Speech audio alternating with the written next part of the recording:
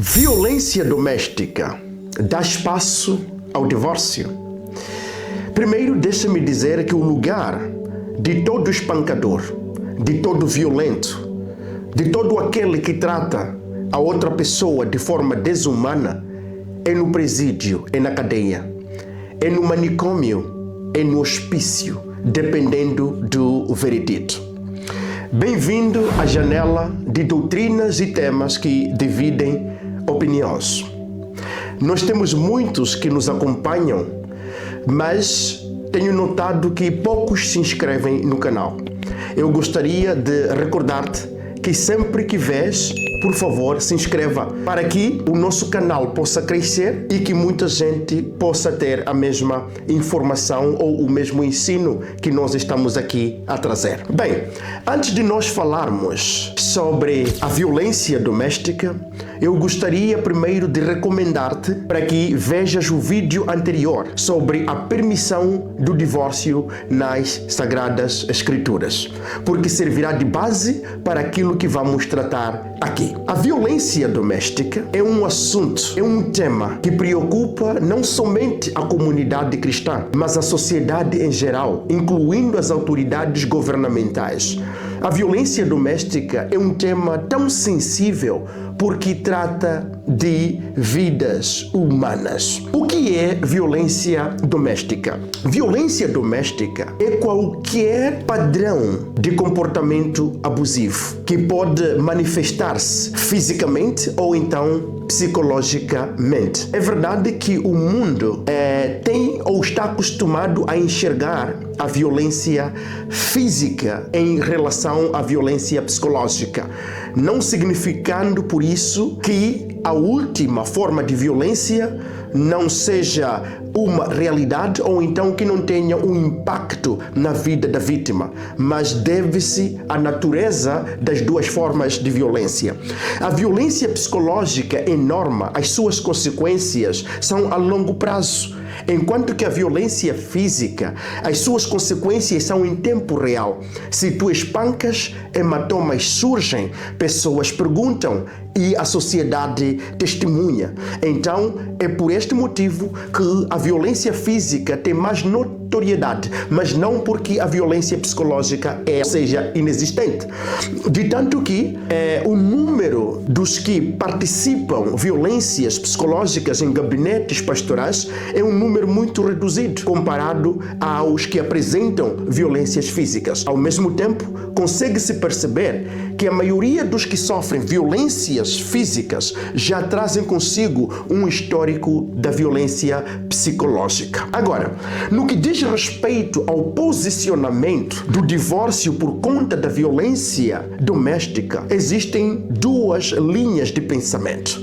A primeira linha diz que não, a violência não dá espaço ao divórcio. E a outra linha de pensamento diz que sim, a violência dá espaço ao divórcio. A primeira linha, que defende que a violência não dá espaço ao divórcio, ela defende que o casamento é inviolável, o matrimônio é perpétuo. Então, mesmo o divórcio não tem o poder de romper o que Deus ajuntou. Eles fundamentam o seu argumento na base de Mateus capítulo 19, versículo 5 ao versículo 6. O que Deus ajuntou não separa o homem e ambos serão uma só carne.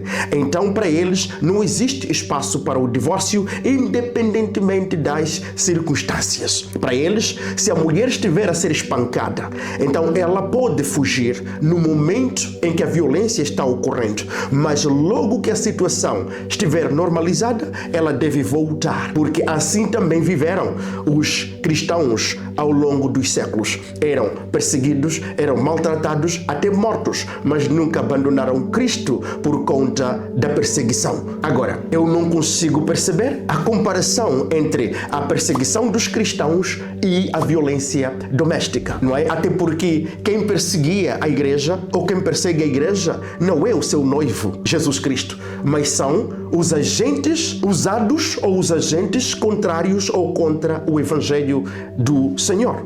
O segundo grupo diz que a violência doméstica, sim, dá espaço ao divórcio. Um dos grandes nomes que trata deste assunto é o autor Wayne Grudem, o escritor norte-americano e teólogo. Ele trata a questão da violência doméstica interpretando 1 Coríntios capítulo 7, versículo 15, onde ele trata de uma forma minuciosa e detalhada ao ponto de explicar que a violência doméstica, sim, dá espaço ao divórcio. Não somente o Wayne Grudem, temos muitos nomes que defendem que a violência doméstica dá espaço ao divórcio. Agora, o que a Bíblia diz a respeito da violência doméstica? Será que a violência doméstica é abrigada na Bíblia como elemento para o divórcio? Então nós vamos ver aqui alguns pontos que apontam para este nosso propósito. Mas primeiro, deixa-me dizer o seguinte: nós precisamos ser honestos com as Sagradas Escrituras. Se nós vamos olhar para as Sagradas Escrituras, não encontraremos uma passagem cristalina, uma passagem nítida que defenda que a violência doméstica seja causadora do divórcio. Mas se olharmos para a Bíblia no seu todo, não é? Nós encontraremos uma resposta positiva. Mas é diferente do caso da porneia, por exemplo, onde está claro nas Sagradas Escrituras que no caso do adultério é possível sim romper o casamento. Não podemos encontrar passagens claras, como por exemplo, quando se trata do abandono do cônjuge descrente, 1 Coríntios 7, versículo 15. Mas como eu dizia, se formos a interpretar a Bíblia no seu todo, nós teremos uma resposta positiva de que sim, a Bíblia permite o divórcio por conta da violência doméstica. Então nós vamos ver aqui alguns pontos que nos conduzem a este entendimento. O primeiro ponto que eu quero tratar contigo é que a Bíblia condena, abomina os maus tratos no matrimônio. Se formos a ver o livro de Gênesis, capítulo 2, versículo 24, a Bíblia diz que o homem deixará pai e mãe e se unirá à sua mulher e serão uma só carne. Jesus fala o mesmo em Mateus, capítulo 19, não serão mais dois, mas uma só carne.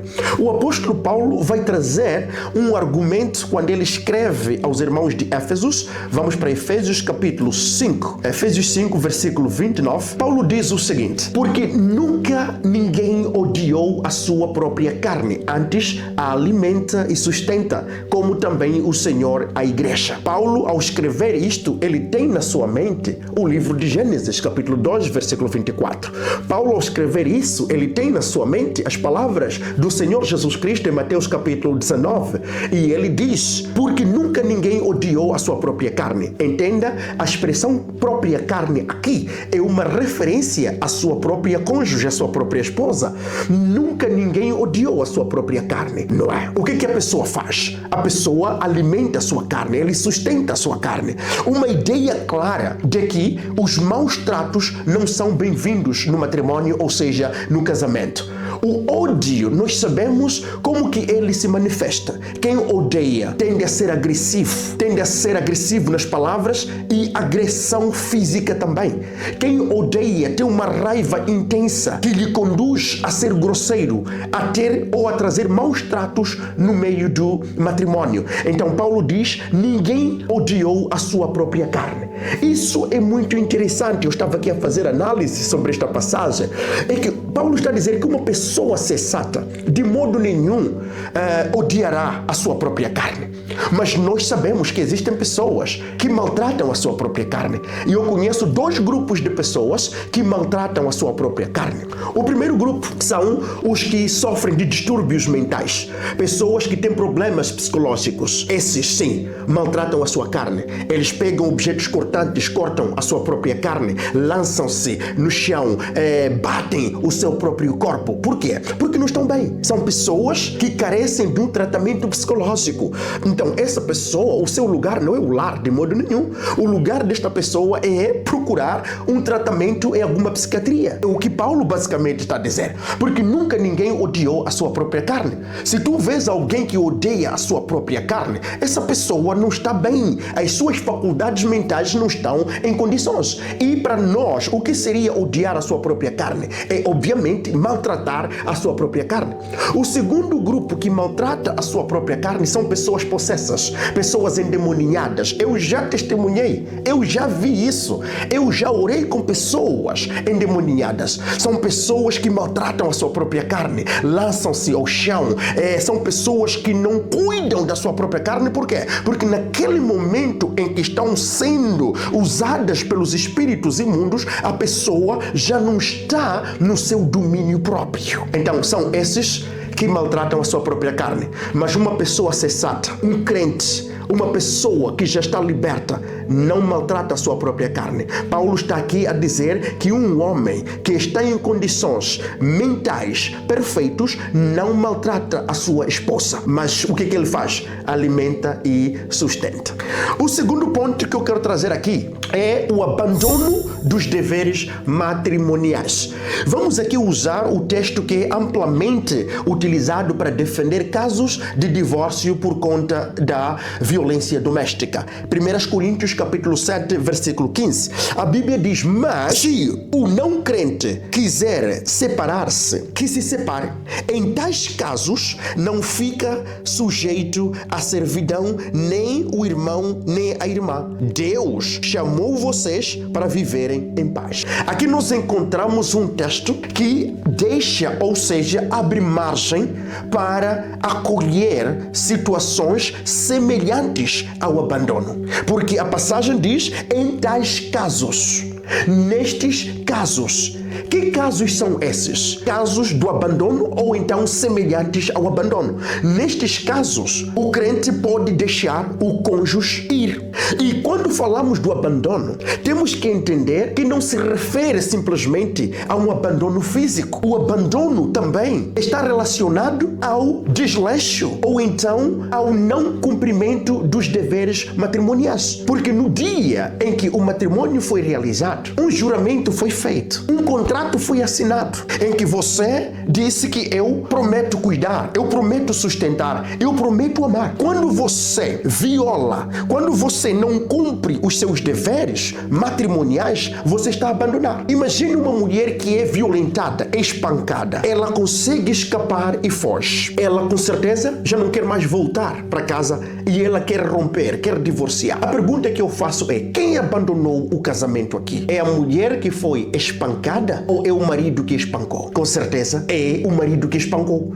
porque a mulher não foi dada a outra opção de permanecer na casa se não fugir, porque se ela estivesse na casa, isso comprometeria a sua integridade física. A única opção que ela tinha é fugir. Logo, quem abandonou aqui não é a mulher, mas o marido. E este marido que abandonou deve ser considerado incrédulo, deve ser descomungado, deve ser tratado como um pagão. E a mulher crente pode sim estar livre deste homem. Isso de igual modo se a violência partir da mulher. Temos visto muitos casos hoje em que mulheres violentam seus maridos, aquecem óleo, fervem água e lançam para prejudicar, para machucar o seu cônjuge. Que barbaridade é essa? Você está a romper, está a abandonar o compromisso que você fez no dia do seu juramento. Te esqueceste que disseste que eu prometo te amar na tristeza, assim como na alegria? Você mentiu. O teu juramento não devia ter sido assim. Seria que eu prometo amar-te apenas na felicidade. Na tristeza, eu vou queimar-te com óleo e com água. Então, nestes casos,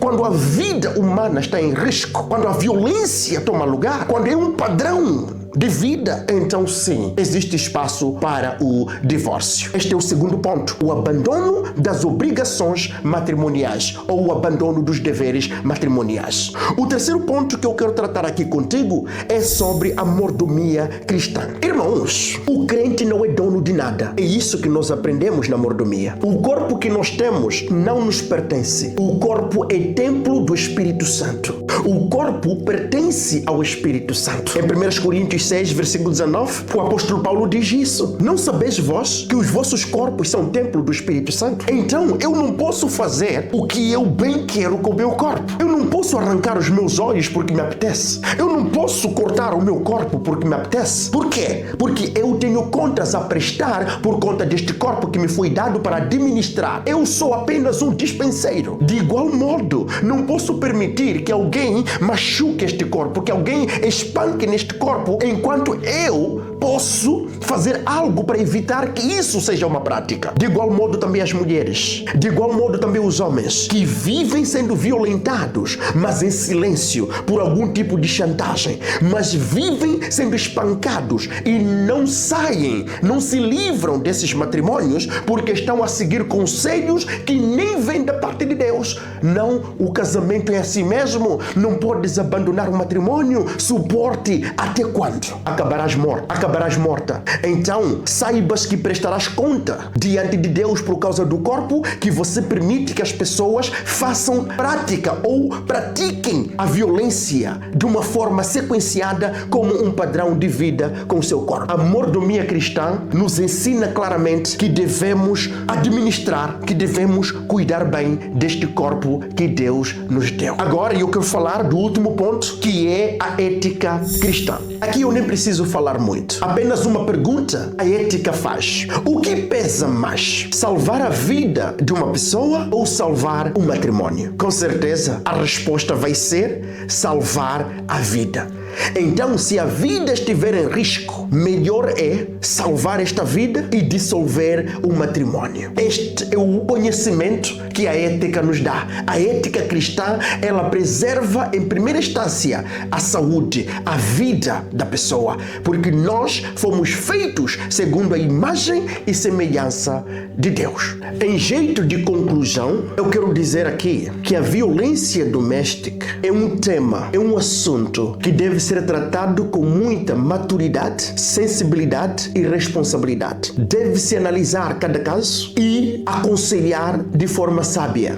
Se o agressor ou a agressora arrepender-se e a vítima perdoar e quiser voltar ao convívio do matrimônio, mesmo assim é preciso fazer um acompanhamento, porque pode ser que a vítima está sob efeitos de um narcisista, uma pessoa manipuladora, uma pessoa que já aprisionou psicologicamente a outra, menosprezando, baixando a sua estima, dizendo que ela não irá a lado nenhum se não estiver ao lado dele ou dela. Então essa pessoa, essa vítima, ela pode parecer que está a tomar decisões de forma livre, mas ela já está comprometida. Ela já não consegue se ver sozinha sem que esteja ao lado do agressor ou da agressora. Nesses casos é importante sempre colocar pessoas ao redor para que possam fazer esse acompanhamento, para que não haja espaço para a violência e, consequentemente, uma vida perder-se. Que Deus te abençoe. Mas entenda que a violência doméstica, sim, dá espaço ao divórcio.